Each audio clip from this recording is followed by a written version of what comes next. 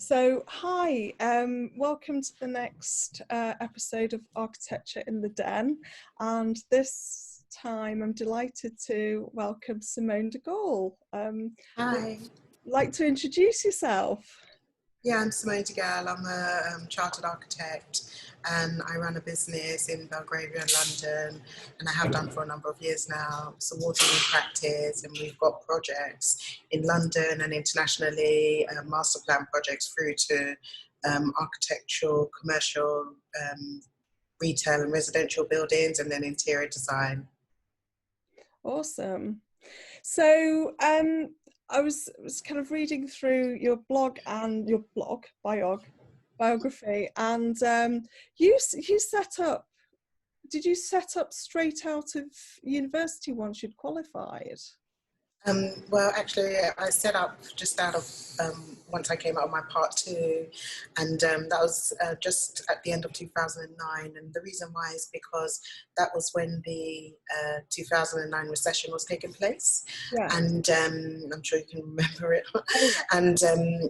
And so none of the companies were hiring for architects or architectural assistants. Actually, they were all like going to a third of reducing their staff by a third. So I had a few contacts, and my network were asking me to do some projects for them. So I just decided to set up my company then, and I set it up as an architectural services company because you have to be qualified to call yourself an architect. And I did like my own projects for about a year, and I approached the Architectural Association and said, I've done all these projects, can I do my part 3 with you? And they said yes. They welcomed me straight in, and I did my part 3 at the AA, and I became chartered, and then I turned the name of my company into Simone de Gale Architects. That's amazing. So it sounds like, well, we actually set up at a similar time, because I set up in 2010 as Vane's Architecture. I'd been made redundant twice whilst on maternity leave, and Wow. and then I could, same as you, I couldn't find an actual job to go into, so ended up having to kind of pave my own path. But it was fantastic though, isn't it? I mean, it's like a real journey, and it really molds you into the person that you become. Yeah, absolutely. But the thought of doing it straight from sort of part 2s, that is absolutely astounding. I'm so impressed. Well, the thing is that I've always felt comfortable in architecture on building sites and things. And my granddad, he was an architect in the Caribbean, and my dad and my uncles work in construction in London. And so I had always been brought up on building sites. I felt very comfortable, and I was always going to set up my own business as well.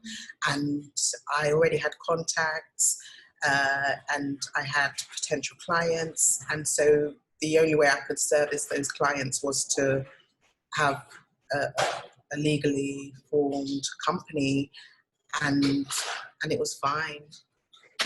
So what made you decide, or at what point did you decide in your life that you were going to run your own business? When I was very young, my father sent us to the best schools. We were privately educated, and I say that I did my first business deal when I was 10, because I negotiated my scholarship to secondary school, and that was fantastic because I went to one of the best schools in my town. And then I was always trying to become a business person. I did hair for a little while. And sell it, being a little hairdresser, and other sort of little business things. And then when I started university, I started networking with a lot of people in industry. So I had a good colleague who was a a building control inspector, Mm-hmm. and we had conversations, and he advised me, and I learned from him, and various other people. And I was always building up a business acumen, how to be an entrepreneur. And it was fantastic because when you're a business person, you know, you make mistakes, and it's all about give and take, push and pull. Mm. And I learned those lessons very early on. So I was able to make all of those mistakes and, you know, push the client too far or not push them far enough. And so that when I set up my architectural business, it was very easy for me to get it right the first time. It's having that, I love that entrepreneurial streak. I think I remember similar experiences growing up. My granddad was a builder, so I was taken on building sites from when I was 5. He built his own house, and I remember him like showing me the model, the architectural model, and and kind of like helping with building up the reinforcement of the concrete basement with mud pies and things like that. Really? Yeah, it's so much fun. I remember being at home and like my uncle done all the carpentry work in our house, and it was absolutely beautiful. So we had the most exquisite joinery and like marble, and the wallpaper was gorgeous because my dad had like really good taste, and I just loved every aspect of the house. And so I just loved the design process. I loved, you know, the interiors and just being in that community. I asked my dad when I was about 17 if I could come and work on the building site with him, and he just said no. And I wondered why he said no, but I think it's because I was a girl and he just didn't want to see me on a building site. So I did the design aspect and so. Yeah, I think it's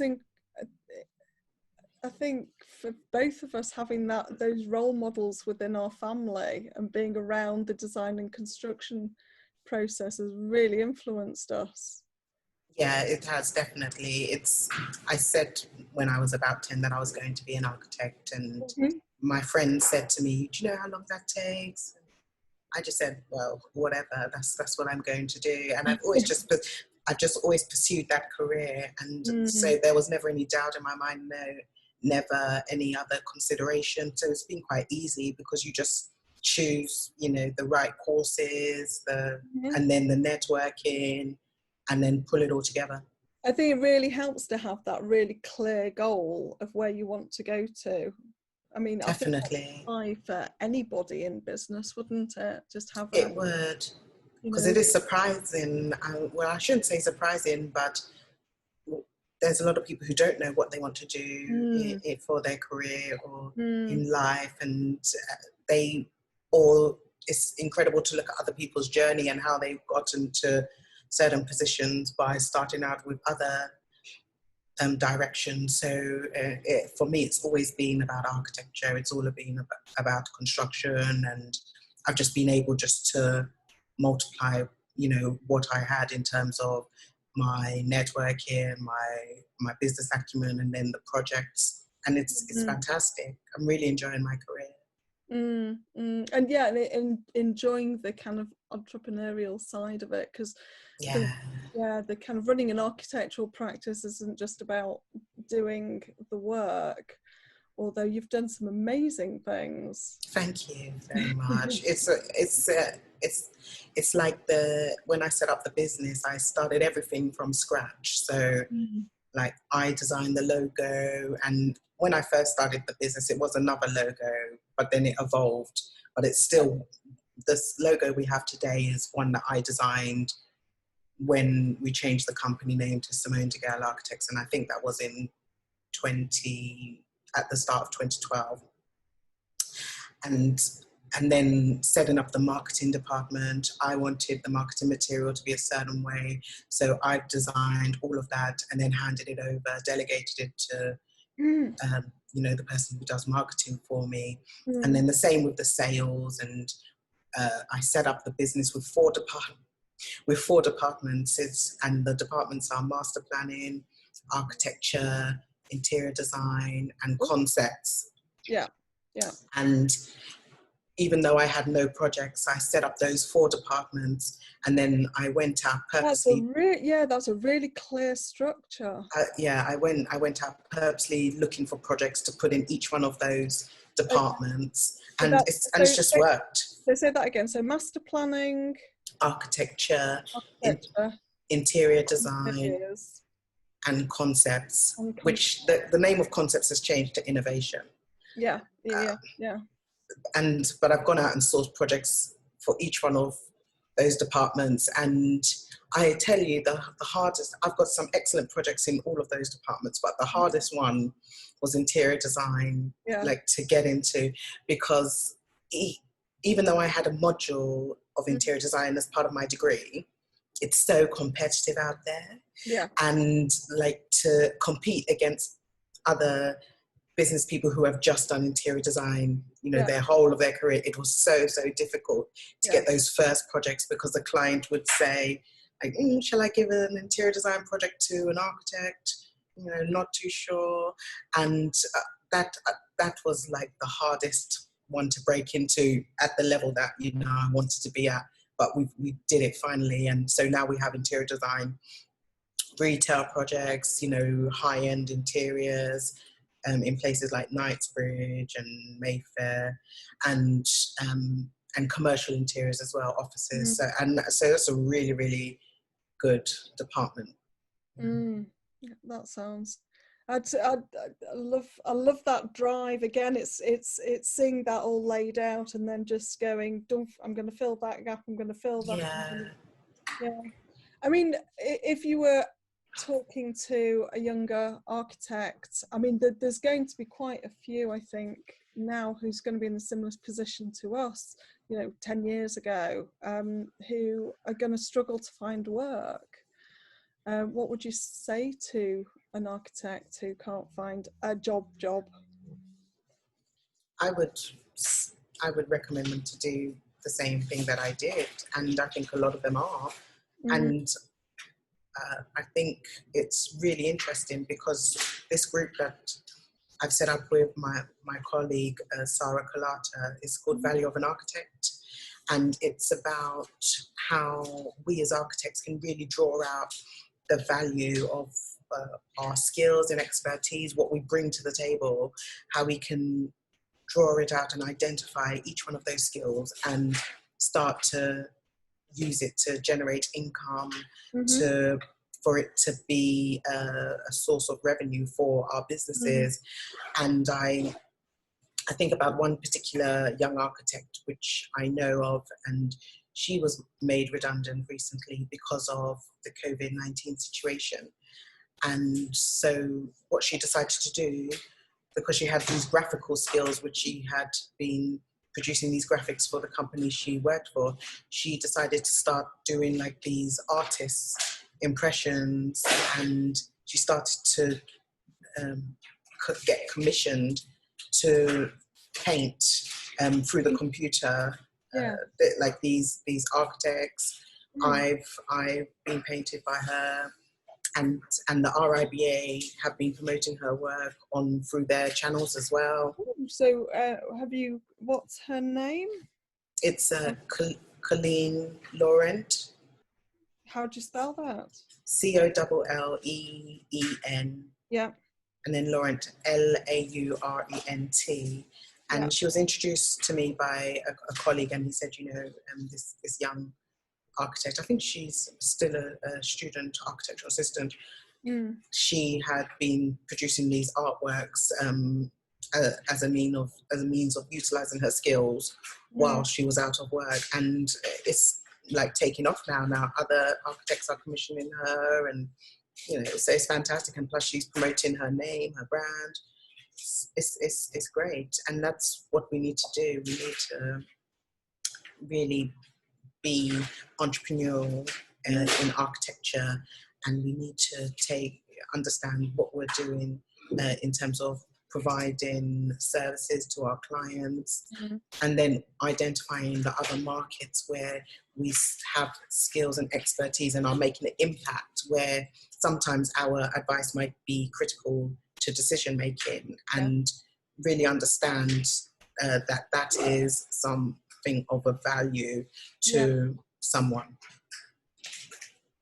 And I mean, it sounds like, so it's almost about identifying a niche and kind of working towards that niche. I mean, like you said, you kind of decided to go into 4 areas, but they're all the 4 niches, aren't they? Yeah. I guess we work in well, we just do domestic extensions. It's really niched, and we're actually at the lower end of the market, so more mass market. Yeah. Where architecture's just where people are underserved by architects, badly served by architects, and yet there's a big need to bring the value of an architect into that market, because we can add so much value to a property, you know, not just in terms of, you know, space and light and quality of living, but literally value, you know, value. It's amazing. And what we do, I don't know if you saw on the on our website, but we start with concept design workshops. Yes. We're doing them on Zoom, and we're doing them hand drawn. And sorry, I just get very excited about certain things. I draw at 1 to 50, and I've got a little scale model. No, I love 1 to 50. Yeah, 1 to 50, and then I can just take people around my little plans, and I can do that. Fantastic. But it's all about trying to make people realise the space that they Occupy. that they're going to. Yes, absolutely. Yeah, I think it's great, because you want to, every time you're with your client, you want them to fully understand the journey, fully understand what they are buying and the benefits that it's going to bring to them as clients. And I think especially consumer clients who are not familiar with the architectural process, the construction process, it's really, really important to be able to explain that process to them and to be able to guide them through that experience, because you know, we have private clients as well, and it's always a pleasure to work with them. And because you're taking them on a journey. Where you have a commercial client, you know, this is something that they will do on a day-to-day basis, and they're very familiar with the process. They're probably more likely coming to you for your ideas and, you know, your performance. Whereas the private client, you know, they will only invest in their home like once or twice in a lifetime. So it's a major experience for them. And so we have to take that like custodial position when we're working with private clients and guide them through the process. And I think those are the very first projects were private clients. That I remember my very first project was a client, and they had a 2-property home in Putney, and so it was a nice home, and it was end of terrace, and I think they had tried twice to get planning permission, but they didn't get planning permission. And I was introduced to them through a colleague of mine. And obviously I came up with a great idea, which got them, which got them permission. And then once they got the permission and they extended their home, it was in a conservation area, they were then able to start their family. So that was such an enjoyable experience, you know, to know that my input had helped this couple start their family. Oh, I love it. That was wonderful. So there's always a sentimental aspect, I think, when you're working with private clients. And I think at one point I said that we were only going to work with commercial clients.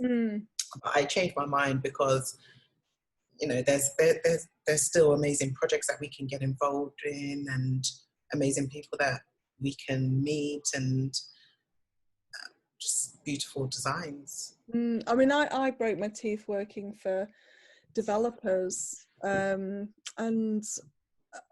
you know, kind of learning how to squeeze every kind of centimetre of space out of a building, but also kind of working on heritage buildings. And then I thought, oh, I'm going to go and try and work with social housing, because I wanted to bring those skills into, you know, to try and help as many people as possible. And I thought social housing was the way to do it.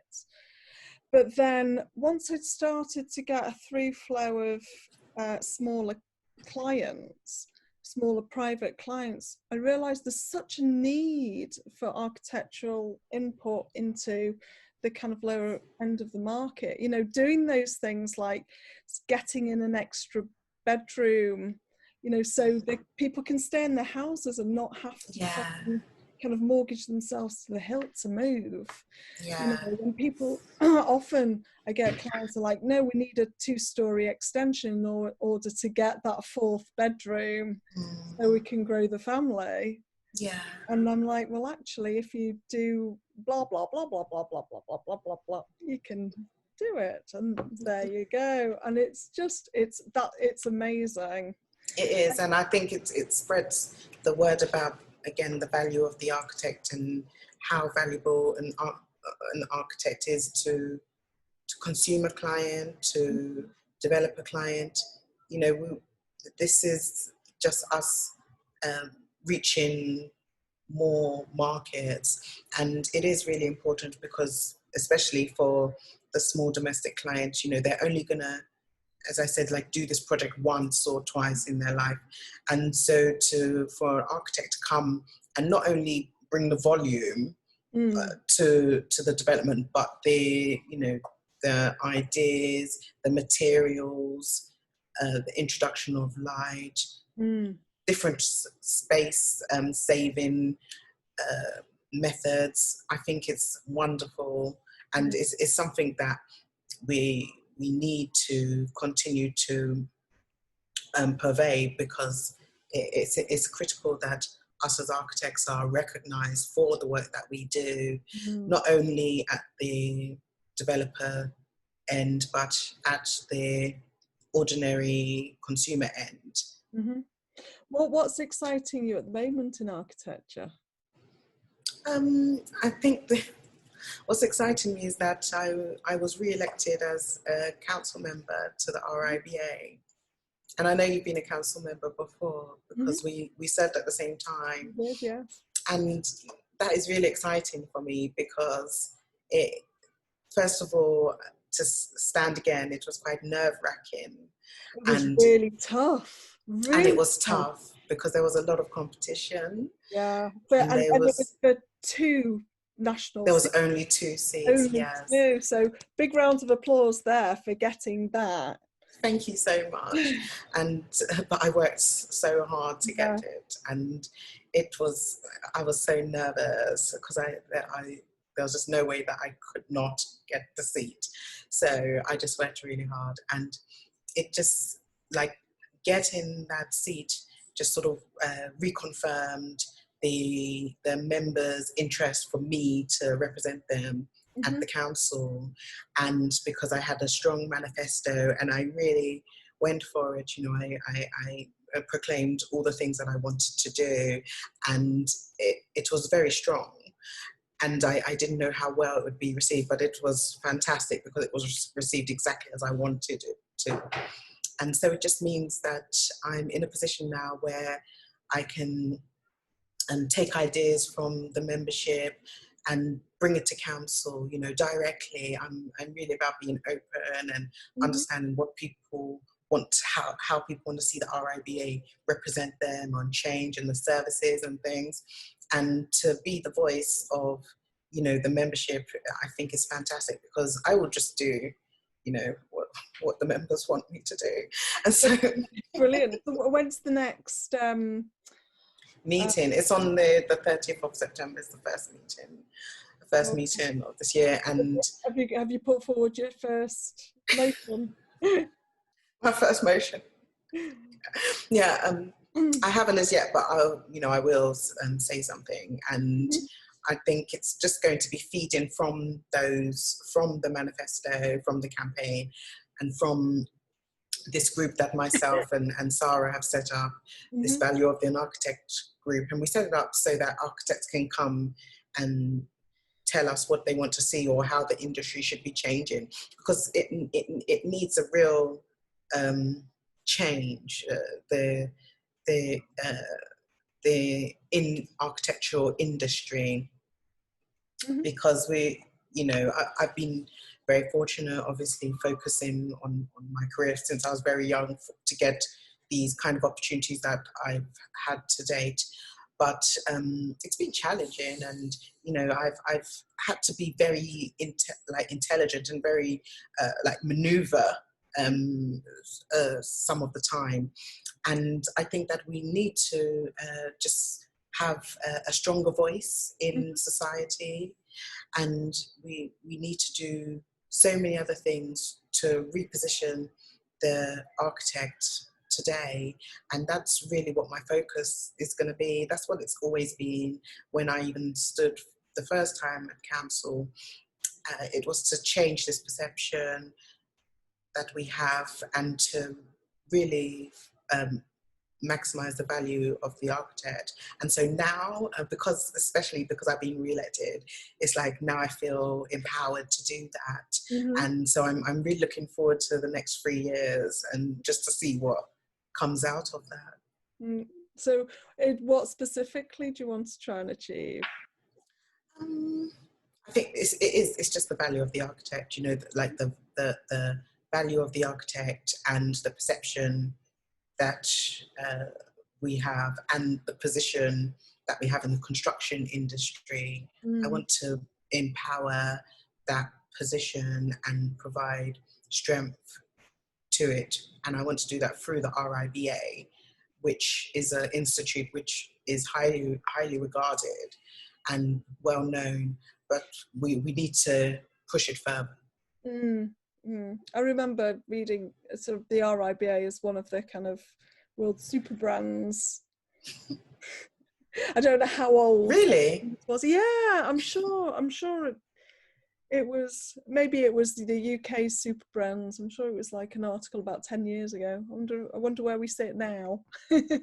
Let's see what we can do to get it right up there. And number one, this is, I remember being a student and, having a lot of respect for the RIBA and visiting their headquarters on Portland Place and really enjoying that experience, being part of something. And I want the aspiration that I had as a student to be the day-to-day reality as a chartered architect. I think the attitude changes from my experience from being a student and the relationship with the RIBA to being a chartered architect and your relationship with the RIBA. I think once you're in those two positions, the perception and perspective changes. And I think it's critical for RIBA as an institute that we are able to retain that aspiration that we once had when we were students. I mean, I think I kind of wonder if it goes back to, I think my grandfather was always very sort of impressed by the RIBA, and he probably kind of instilled that in me. Does any of this come from yours? No, because my grandfather, he was an architect in the Caribbean, in Jamaica. So, and when my family came over here in the 60s, unfortunately he passed away very early. So I never actually met my grandfather, and my father and uncles were in construction, so they weren't like visiting the RIBA or anything. But but when I I got into architecture, that's when I learned about the RIBA. You learned about. And yeah, no, but I'm just that kind of person, it's like quite sentimental, and so I always like cherished it when I was a student, and now that I'm in this council position, it gives me the opportunity to shape it and to influence it, and so that's just wonderful. I'm sure he would have been so proud of you. yeah, I'm sure he would have been too. And like, I've got quite a number of like boy cousins, and there was always like this conversation about who was going to become the architect, and it ended up being me. And so now I'm the family architect as well. And yeah, it's wonderful. Oh, that's wonderful. So if any of our YouTube subscribers or podcast listeners want to find out about the value of an architect, how would they find your group? We've got a Facebook page, and it's a Facebook group, I should say, and it is simply Value of an Architect group. So search it on Facebook and then just ask. Yeah, that's fine. Brilliant. And I can I can give you a link as well to add to the YouTube channel. Yeah. Oh, that'd be awesome. Yes, that'd be brilliant. Okay, I think we need to wrap up. Have we mentioned Roar of Disruption, which was the title of the talk at all here? I can feel a roar between you and me going on. Yeah, definitely. That's my work has always been about innovation and entrepreneurship and new ways of doing things, and it just feels so good to see that play out in reality. And yeah, I'm very happy to date with the work that's been done. Well, good luck with the next 3 years on council, and if there's anything I can help you with, let me know. Definitely, Lisa. Thank you so much for your invitation. It's been great speaking to you today. And look forward to our paths crossing again. Yeah, always. I'm sure we'll meet up very soon. Okay, all right. Well, thanks everyone for listening. You can subscribe to our YouTube channel. I'll put a link in the comments, and we're on Spotify now as a podcast. So if you search for Architects in the Den or Pride Road or Lisa Rains, you'll subscribe to the podcast. So thank you very much, Simone, and see you soon. Thank you. See you.